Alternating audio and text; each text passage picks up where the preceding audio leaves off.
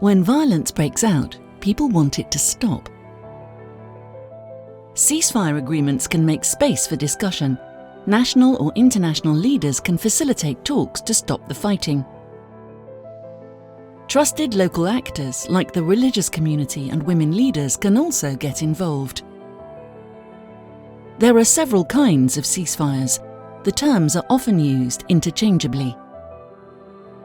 A truce can be a first step to stop the fighting.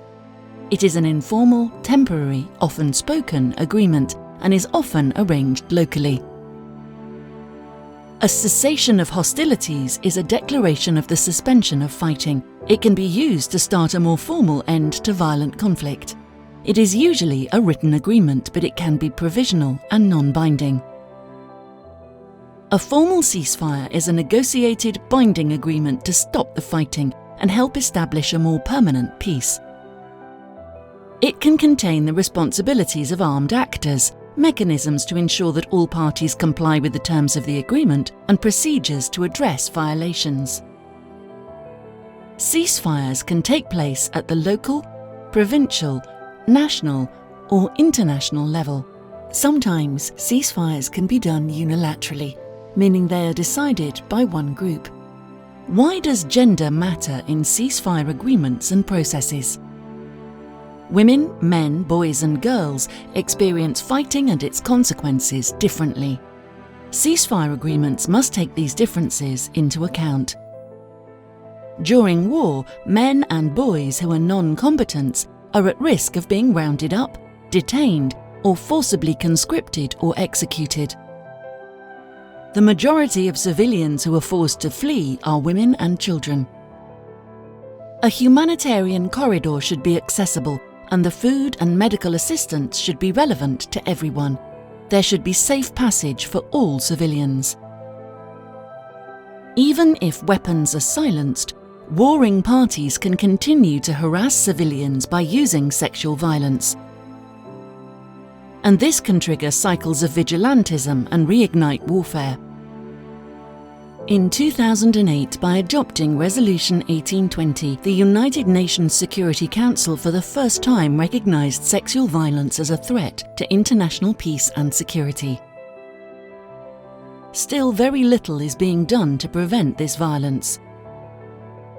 Ceasefire agreements should include the prohibition of sexual violence, so that when the guns stop, sexual violence does not continue. Women peacebuilders can also enable and inform ceasefire negotiations. Based on their knowledge of communities or ability to access and talk to warring groups. In Yemen, a young woman led a group of local volunteers to facilitate a ceasefire between community leaders to end their conflict over water access. Women can also help to ensure that everyone abides by the ceasefire agreement, so that the violence ends and permanent peace is more likely. In the Philippines, a volunteer civilian monitoring group was formed to engage with women and sensitize men to the different impacts of war on men, women, boys and girls. The group later joined the international monitoring team. 8 steps to ensure an inclusive and gendered ceasefire. Mediation teams should 1. Involve local women peacebuilders in dialogue and confidence-building measures. 2. Have a gender and inclusion expert supporting the talks. 3.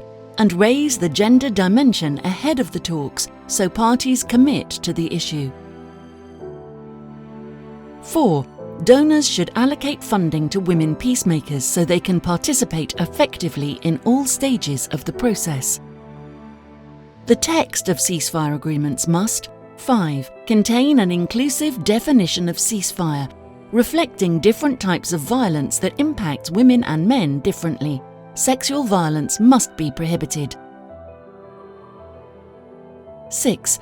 A timeline to stop the fighting. 7. Provisions for a humanitarian corridor that reflects the different needs of civilian men, women, boys and girls. 8. Agreement should require that monitoring and verification teams comprise a balance of women and men with expertise in relevant issues like weapons storage, and documenting and investigating human rights violations, including conflict-related sexual violence. Inclusive ceasefire agreements are the foundations for an achievable and sustainable peace for all.